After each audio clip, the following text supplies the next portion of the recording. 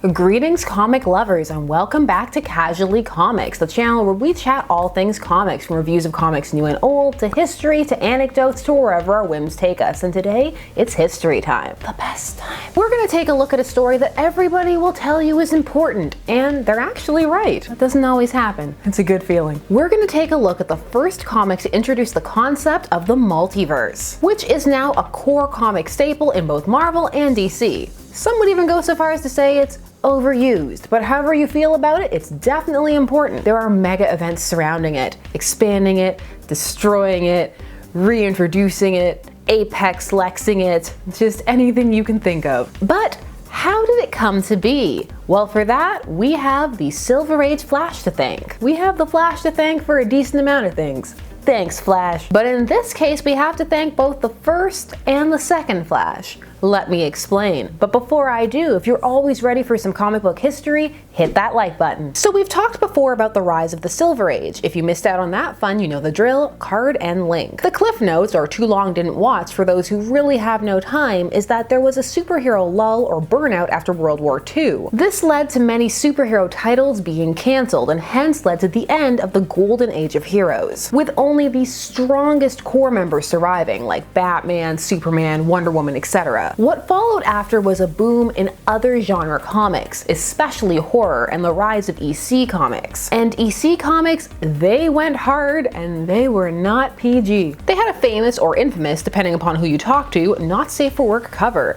that had a woman being decapitated on it. That, coupled with concerns of depravity and comics spreading delinquency and deviance, led to the creation of the Comics Code. There were Senate hearings, people were burning comics in the streets, it was serious business. Won't somebody please think of the children? Comics were nearly regulated by the government, and of course Frederick Wertham got the chance to publish Seduction of the Innocent, never forget. So these other genres, the more extreme or edgy genres, the sci-fis and the horrors, the westerns and the crime, were pretty much crushed because of censorship, which led to a resurgence in the safer, easier to regulate, plus tried and true superhero comic genre. This led to the dawn of the Silver Age, the re-emergence of superheroes, and a new Flash. It is said that the Silver Age Flash heralds the dawning of the Silver Age. But the space between the Silver and Golden Ages was unique because people didn't hate the Golden Age heroes, far from it. They had simply kind of fallen out of favor. People had gotten bored with them or disillusioned with them. It's more like a shift in interest. So in 1961, Gardner Fox, who also happened to be the writer who had written the first 3 Golden Age Flash stories, starring the first Flash, Jay Garrick, would put forward a script introducing Earth 2. Ladies, gentlemen, comic book lovers, get ready for the introduction of the multiverse. The cover is famous. It's one of the historic comic book covers. A man cowering in fear about to be crushed by a pillar when 2 very distinct Flashes rush to save him from either side. This cover was also referenced by CW's Flash, which does a lot more homaging than people give it credit for. The cover also claims that this is a spectacular story, sure to become a classic. I mean, that's a huge flex, but are they wrong? Well played, cover arrogance. Well played. The comic opens with Jay Garrick talking to Barry, and Barry is drawn like his head is very oversized, which isn't an uncommon occurrence in the Silver Age, but always a funny one. How can you possibly claim to be the Flash, Barry Allen, when I, Jay Garrick, am the Flash and have been for more than 20 years? This story employs realistic time scales, which is going to be a thing with classic Earth 2 that is going to make it very unique, but we're going to talk about that in a little bit. This is a great opener. For new fans, it's a what's going on, 2 Flashes, and for older fans, it's an acknowledgement that heck yeah, there are 2 Flashes. How many are we up to now? Heck yeah, there are 10 Flashes. I mean, if we're not there yet, we have time to get there. Challenge accepted. Our story begins with Barry, who is running late. It's one of his iconic character traits, the fact that he is the fastest man alive, but perpetually late.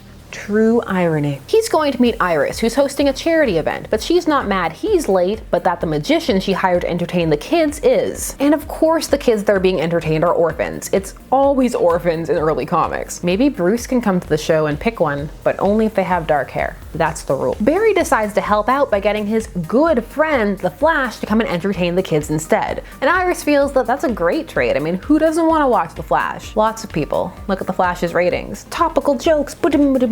So the Flash shows up and performs tricks like playing tennis with himself. I mean, I guess that's pretty cool. The kids like it. That's what matters. For his last trick, he decides to climb a rope and make the rope disappear and him disappear at the same time. He's never done this before. The kids are getting peak Flash. But in the process, he vanishes and finds himself in an odd place. Keystone City rather than Central City. Nobody recognizes him, but all the dates are right. And suddenly he has a thought that he recognizes this place. So he changes back into Barry Allen and goes to find a phone book. And there he finds the name Jay Garrick and decides to just go to his house and knock on his door and proceed to tell Jay Garrick his own life story. So him telling Jay's own life story. There we go. This is exposition for the audience, for those who don't know how Jay Garrick became the Flash. He inhaled some hard water in a lab after he knocked over an experiment. Okay, if you thought that they were giving out powers on street corners in the Silver Age, you weren't even ready for the Golden Age, where they were just handed out to you, just mailed to you upon application. You pick up a comic, hey look, a free superpower. Hard water. Where's my super speed? Still, this is good exposition because there's a narrative reason for why Barry is doing it. Even though it does come off a bit more aggressive than they want it to, it's supposed to be a display of trust. Like, look, I know all these things, but for me it's like a stranger showed up at my house and is telling me that they know my whole life, but also, trust me, I'm not sketch, I swear. He quickly tells them that he's the Flash too, and shows them his nifty ring where he keeps his costume. He then postulates, in one of the more credible scientific aspects of the story, that there are two Earths. The way I see it, I vibrated so fast I tore a gap in the vibratory shield separating our worlds. As you know, two objects can occupy the same space and time if they vibrate at different speeds. He then tells his story and establishes the concept that Keystone is a twin city to Central. Also, that on his world, The Flash is a comic book written by Gardner Fox, who is inserting himself in a very early example of meta-ness into this story. The idea is that he must have picked up snippets of Jay's world in his dreams, an idea that would inspire such scintillating works years later such as Cool World, and that all of the Golden Age Flash's adventures were real and had happened and had actually inspired Barry to become the Flash in the first place. He says that the comic was cancelled, and then Jay points out that that was the year he retired. But of course, time is kept moving at the same pace, so now Jay Garrick is an older Flash, and one who is conveniently thinking about coming out of retirement because there are a series of crimes going on around Keystone City that only the Flash can solve,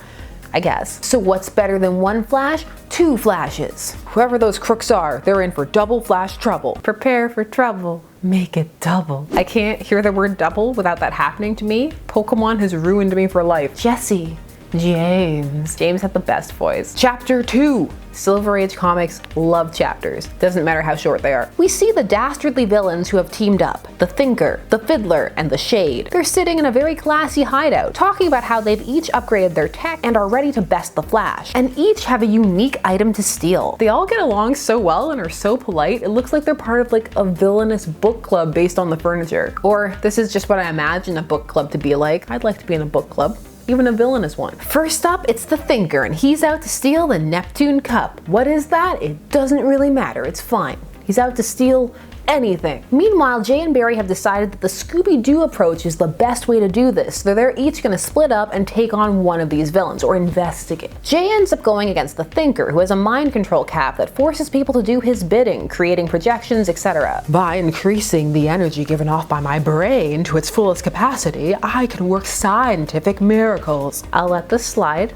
The whole we're using 100% of our brains thing because it's 1961. But people still perpetuate this misconception now at the time of this recording and probably beyond. Stop it. Stop it. We use all of it. I expected more from a villain called the Thinker. Jay shows up, but every time he gets close to the Thinker, he dashes away and he can't catch him. He starts to have an existential crisis about, am I too old? Am I just that slow? When all of a sudden the Thinker dramatically steps out of a closet. He does this to be like, haha, that was just a projection you were chasing, and then does another one and the Flash runs into it and knocks himself out. Yeah, it's been a few years for Jay. Cut him some slack. Also, so the Thinker is a camper. I'm not gaming with him. Barry goes up against the Shade, who is robbing a boat of historical curios. Which one? Well, it doesn't matter. Not the Shade anyway. He just wants his curios. He's blanketed the boat in darkness, which looks very suspicious, so Barry goes over and then runs the darkness up in a tornado. It's really great how some of the science in this sounds credible and the rest is just reworded magic. The Shade escapes by shooting darkness mixed with oil at Barry. Yes, go with it. And then Barry and Jay meet up to lament about how they both sucked at being the Flash and how maybe the Scooby-Doo approach was a terrible method that never works. It's better to team up and share the glory. And it's a good thing they have one villain left so that they can show off their chops together, the Fiddler. Also, the comic starts calling Jay the old Flash here, which makes me snort because they call Barry the new Flash, but in my head I'm like, the young Flash? That's what they meant, and you know it. Chapter 3, The Fiddler. It's not actually called that. I just want to call it that. The Fiddler is driving through town in his giant fiddle cart. How did that get made? Why is he standing on it? Also, he's playing the fiddle so that glass shards are just falling onto the street.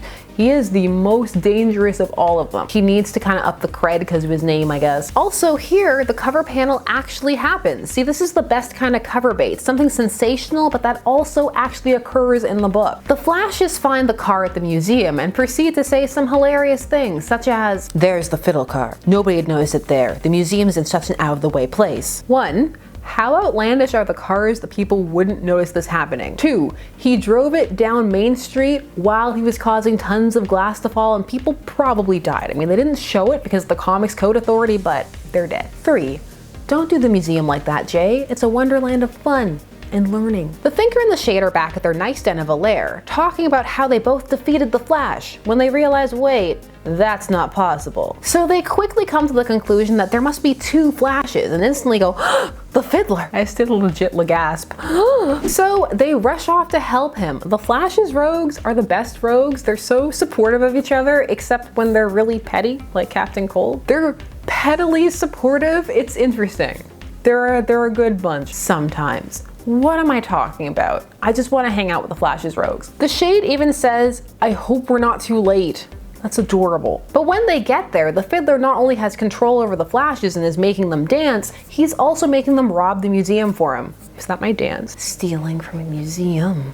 The dance. However, he didn't tell them not to try to escape, so they just waited till all the villains were in one place and then defeated them easily, cause it's page 24 and we are out of time. High-tech villain upgrades are no match for limited page space. The 2 Flashes part ways, with Jay vowing to come out of retirement. He had such a good time. And seeing how Barry vibrates back to his world, Jay vows that maybe one day he'll do that and he can go visit this other Earth. Earth 1. It sucks to know that you're not the main Earth. And then Gardner Fox pats himself on the back. The only ones who'd really believe it would be the readers of Flash comics. That's why I'm gonna look up Gardner Fox, who wrote the original Flash stories, and tell it to him. He can write the whole thing down in a comic book. Comicception. It may seem so standard now that it's hard to think of a time when it wasn't, but the idea of Earth 2, 2 Earths, was revolutionary. It opened the door to so many things. If Jay was around, then so were the other Golden Age heroes, and Earth 2 became a haven for those heroes. It would expand to, why don't we also write stories about the heroes of Earth 2 now that there's interest again? And then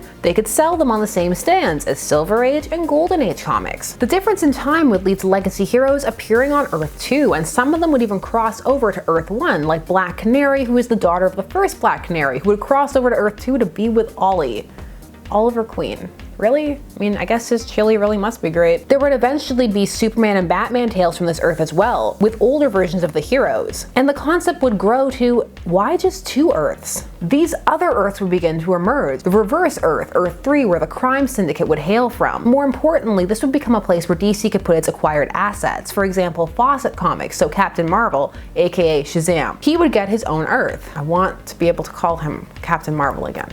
He was there first. The multiverse would prove so successful for DC that Marvel would later create one of their own. Of course, all of this would eventually get convoluted for both companies, though DC would be the first one to try and fix it with Crisis on Infinite Earths in 1985. This would try and fold all of the multiverse into one thing, but then eventually they would bring it back because people missed it, and it is a cool concept. It's just, it tends to go a bit too far when people fall too deep into it. At the dawn of Earth 2, it was simple and clean, and a way to let people have all the heroes they wanted. It also did very well in not having either Flash step on each other's toes, so there really wasn't a need for too much my Flash is better than your Flash, even though I'm sure it still happened. It established the concept of passing down legacy in a really classy way. Barry admires the first Flash, and the first Flash is grateful to have somebody like Barry taking up his mantle. It's a very friendly, pleasant pleasant exchange. Everyone's so nice in this story, even the villains. You know, minus trying to kill people with falling glass. Not cool, Fiddler. So that was it, the story that gave us the multiverse. What'd you think? Did you like it? Was it more meta than you expected? Do you find that the multiverse is played out? Would you join the Flash's Rogues Villain book club? The only thing is, if you didn't read the book, Captain Cold would probably try and ruin your life. I'm Sasha, and thanks so much for watching Casually Comics. Please do all of the YouTube things. Like, share, comment, subscribe, and hit that bell notification so that you never miss a vid. I'll see you again soon. Bye-bye.